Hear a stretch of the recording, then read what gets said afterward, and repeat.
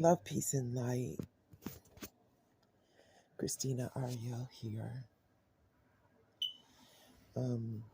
Lately, I've been encouraged by my guides and my inner team, my spiritual team, to do more videos. Just to get myself acclimated and to start talking and to start being comfortable with talking to people about spiritual topics and things. Because I guess I'm just very nervous. A little bit about me as a child, going to school. First of all, I went to school at a very early age. I was raised for a large chunk of my life with my grandparents. So they sent me to, I guess, what you would call daycare or day school, they used to call it, to be around children my age because my grandparents were older and they wanted me to have a healthy social life. So they thought by sending me to daycare, that would help in my social life. Because I did have a lot of cousins and things of that nature growing up because I lived with my father's side of the family. My mother was 16 when she birthed me, so she wasn't very knowledgeable. She did the best she could with what she knew. And don't be saying nothing crazy on this on this video.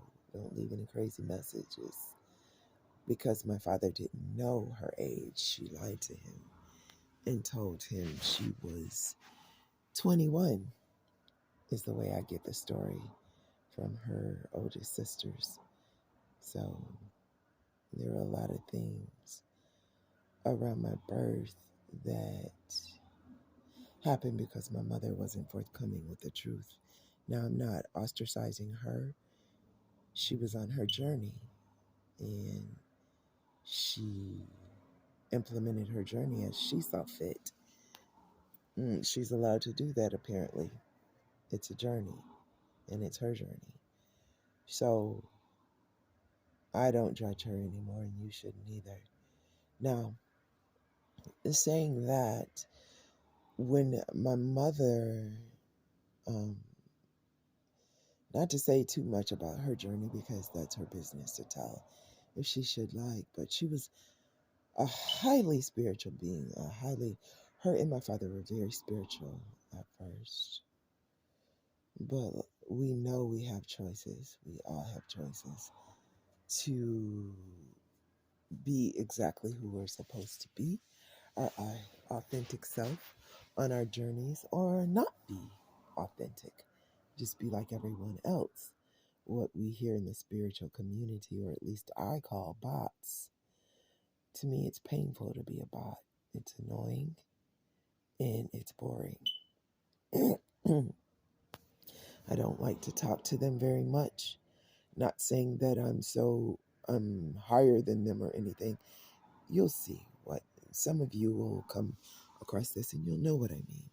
Once you clean yourself up and you go through enough dark nights of the soul and you purge and you replace information in your being, it starts to be difficult to hang around people in the so-called real world.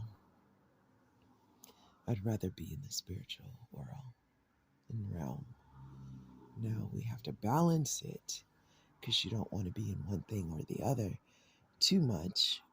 When we are here, we have to maintain a certain lifestyle, or take care of ourselves, ascertain and gain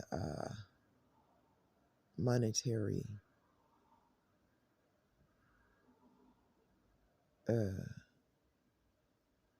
ways of being to afford our lifestyle here on this plane, even though it should be free. That's another video. We won't go into that. But so, growing up with my father's mother, what I thought was his mother, and my actual grandfather, my actual um, paternal grandfather, uh, was very interesting. At the time that I came along, I had been the first girl in a long time. So the way I get the story from my papa was that my birth was awaited. Like he knew of my birth and my coming, and he was just waiting for it to happen. Now, my grandfather never said anything on a whimsy or just because.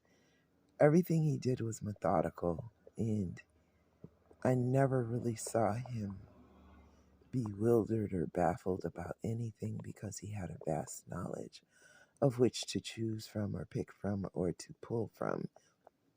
And he was very well versed on meditation and things of that nature. I won't say he called it meditation, I'm not sure. Can't remember what he called it other than sometimes he would say, I need to be with myself, which meant I need to sit and just be, and I don't need anyone talking to me for a while. And he would sit crisscross applesauce in his space in the garden and do his thing, do his little ditty. Now, he would teach me how to do this, but usually because my mind, I had a monkey mind when I was growing up, which is probably normal for a child. But he would take me fishing a lot. We went fishing a lot.